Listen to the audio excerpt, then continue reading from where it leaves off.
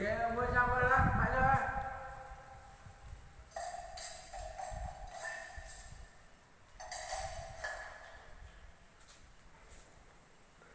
Lô. Này sang ngọc rồi á. Này có mặt kapot nya dah. Lau gremo. BH-gre. Nu 2-gre, nu om. Được mà. Đó, anh em bộ. Lâu sang hoài ha mê. Quạt này còn đưa lên ha. Câu một mà tô.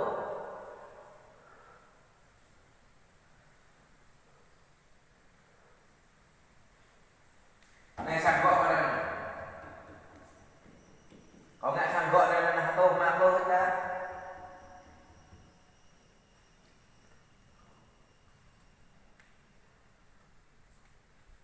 Này phong đăng mê có này.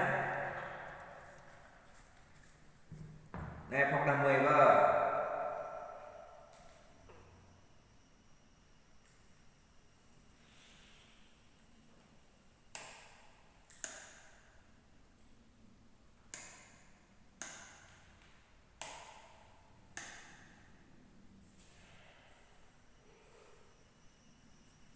Này phòng chuột em.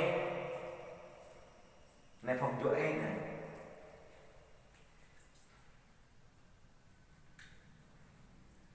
Dua gremot mana na?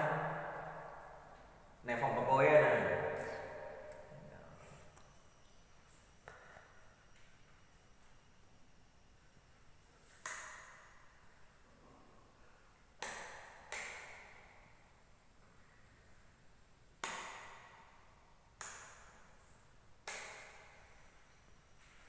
Đấy các bạn, bây giờ xem này.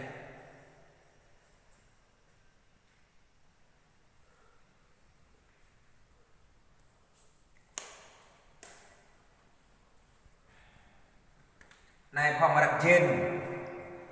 Phòng đặc trên này.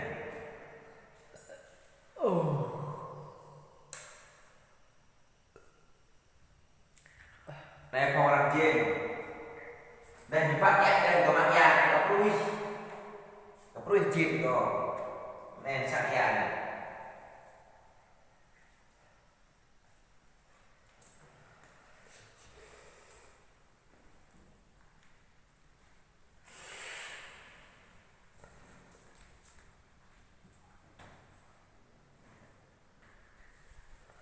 Ô, sang heo đi.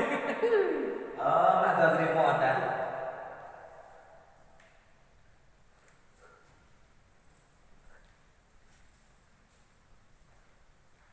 Berarti gede deh, bisa kok.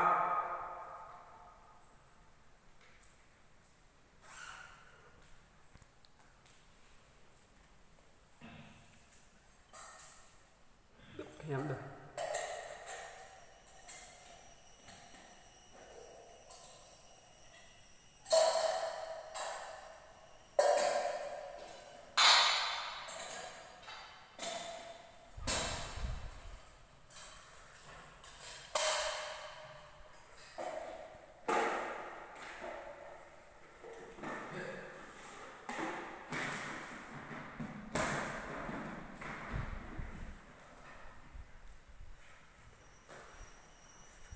Các bạn.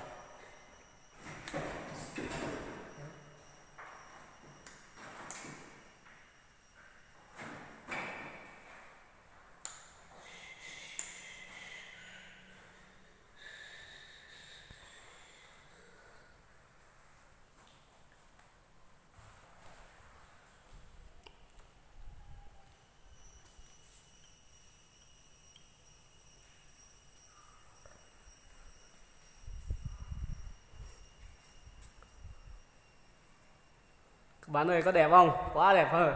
Quá tuyệt vời á.